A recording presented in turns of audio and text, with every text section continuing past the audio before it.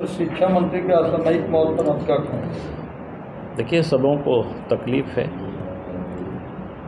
और काफ़ी उन्होंने जुझारू थे और वैसे जुझारू के साथ ही हम कह सकते हैं कि कोरोना से भी उन्होंने संघर्ष किया। यानी पहली दफ़ा लंग्स के ट्रांसप्लांट हुआ और एक बार सर्वाइव भी किया, लेकिन अब ऊपर वालों की मार तो कोई उस पर ये नहीं कर सकता है। स्वाभाविक रूप से सबको तकलीफ। सरकार से भी कहीं चूक हुई है क्या सर?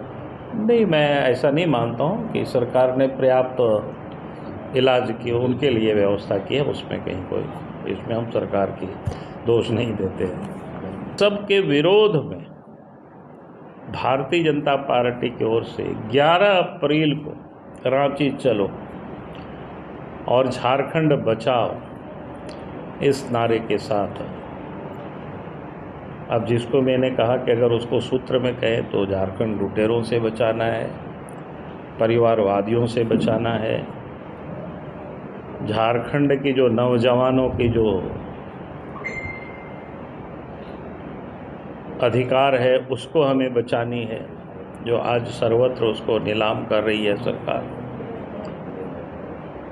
भ्रष्टाचारियों से बचानी है झारखंड को। तो झारखंड को बचाने के लिए 11 अप्रैल को रांची चलो और सचिवालय का उस दिन घेराव। अच्छा, राज्य सरकार में कौन लोग आरोप लगाते हैं?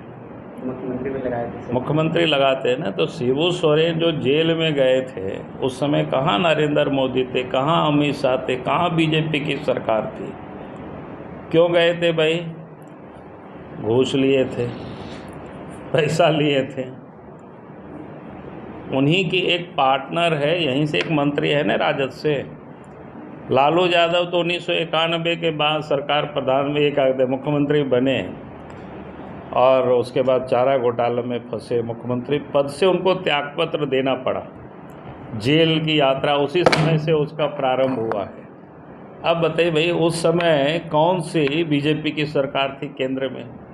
तो क्यों वो जेल की यात्रा कर रहे थे? क्यों जेल की सज़ा उनको मिली? कि बीजेपी दुरुपयोग कर रही है ईडी का या सीबीआई का, जो आजकल लोग आरोप लगाते हैं। सुप्रीम कोर्ट तक में लोग चले गए। कभी कभी तो ये तरस आता है इन लोगों की बुद्धि की, जो लोग कहते हैं कि भाई लोकतंत्र खतरे में है। हम तो कहते हैं भाई लोकतंत्र है खतरे में किससे? ये लोग कितनी लोकतंत्र को मानते हैं? झारखंड में देखिए, हेमंत सोरेन कार्यकारी अध्यक्ष, शिबू सोरेन जेएमएम के अध्यक्ष, बसंत सोरेन युवा मोर्चा के जेएमएम के अध्यक्ष, सीता सोरेन महामंत्री। अब ये लोग कहते हैं कि भाई हम डेमोक्रेसी के बड़ा हितैषी है, और ये लोग घूम घूम करके बोलते हैं कांग्रेस पार्टी एक परिवार से बाहर जाती नहीं है। लालू यादव के परिवार एक परिवार में ही सिमटा हुआ है, और ये लोग घूम घूम करके कहते हैं भाई लोकतंत्र को खतरा है, ईडी और बाकी को दुरुपयोग कर रहे हैं, हम लोग के अलग कानून बने। सुप्रीम कोर्ट लोग गया कल, सुप्रीम कोर्ट एक प्रकार से डांटे पिलाए उन लोगों को। भाई लोग कैसे निर्लज है। आप लूटेंगे। हेमंत सोरेन के नेतृत्व में यूपीए गठबंधन की सरकार बनी है, तो कानून व्यवस्था लगातार बिगड़ती गई, विकास का काम बिल्कुल ठप रहा, चार बिल्कुल चरम पर है। सरकारी जो भी ऑफिस है, चाहे वो थाना हो, ब्लॉक हो, अंचल हो, आम जन बिल्कुल भ्रष्टाचार से परेशान। बालू हो, पत्थर हो, कोयला हो, लोहा हो, यानी जितनी भी खनिज संपदा है उसकी लूट बेहताशा इस झारखंड राज्य में जारी है। और लूट की कहानी बीच बीच में जो किस्सा खुलते हैं, जो ईडी के पकड़ में आते हैं तो करोड़ों रुपया भी पकड़े जाते हैं। और फिर अभी भी कई लोग जेल में हैं, कार्रवाई चल रही है, पता नहीं आगे कितने लोग फिर जेल जाएंगे, वो किसी से छुपा हुआ नहीं है। स्थानीय और नियोजन नीति के नाम पर सिर्फ राज्य सरकार ने राजनीति करते रही। अब उनकी पूरी तरह से कलाई खुल गई।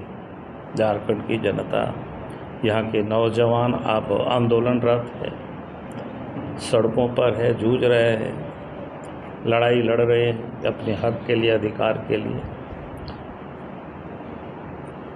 लेकिन सरकार उन लोगों को सहानुभूतिपूर्वक उनके बारे में विचार करने या उनकी जो मांग है उस पर उनको सोचना चाहिए, लेकिन उल्टे डंडे ही बरसाते हैं। तो कुल मिलाकर के मैं ये कह सकता हूँ कि जितनी भी तबके आप कह सकते हैं, कानून व्यवस्था तो बिगड़ा ही है सामान्य, लेकिन उसमें महिलाएं कहीं भी सुरक्षित नहीं है आज की तारीख में। फिर उसके साथ साथ जो कमज़ोर तबके के लोग हैं, सबसे अधिक वो पीड़ित है, आदिवासी हो, दलित हो। फिर झारखंड का जो कुछ पार्ट है, जैसे संथाल परगना का इलाका, वहाँ तो बांग्लादेशी घुसपैठी हो, सरकार के संरक्षण में लोग फल फूल रहे हैं। आबादी का जो डेमोग्राफी है पाकुड़, साहेबगंज, इस जिला का पूरी तरह से बदल चुका है। आज वहाँ पर जो ट्राइबल है उनकी रोटी और बेटी पर भी एक प्रकार से आफतें आई हुई है। तो ये एक राज्य की मैंने मोटा मोटी आप सब लोगों के सामने सोचा एक खींचा है तस्वीर। इन सब के विरोध में भारतीय जनता पार्टी की ओर से 11 अप्रैल को रांची चलो और झारखंड लोगों को, भाई लोग कैसे निर्लज है। आप लूटेंगे साहब, अगर आपको ईडी और सीबीआई का काम क्या है, जांच करना है। ये लोग कह रहे हैं कि आज बीजेपी की सरकार है ना, 4 से 14 तक मनमोहन सिंह की सरकार थी, उस बीच में जितने लोगों के ऊपर केस हुआ, जेल गए, मंत्रिमंडल से त्यागपत्र देना पड़ा, कौन सी बीजेपी की सरकार थी उस वक्त? उसमें गए कि नहीं गए लोग? तो भाई आप जब गलत करोगे तो पकड़े जाओगे तो आपको जेल जाना पड़ेगा, सज़ा होगी, जांच होगी। अब वो जांच से क्यों घबराते हैं?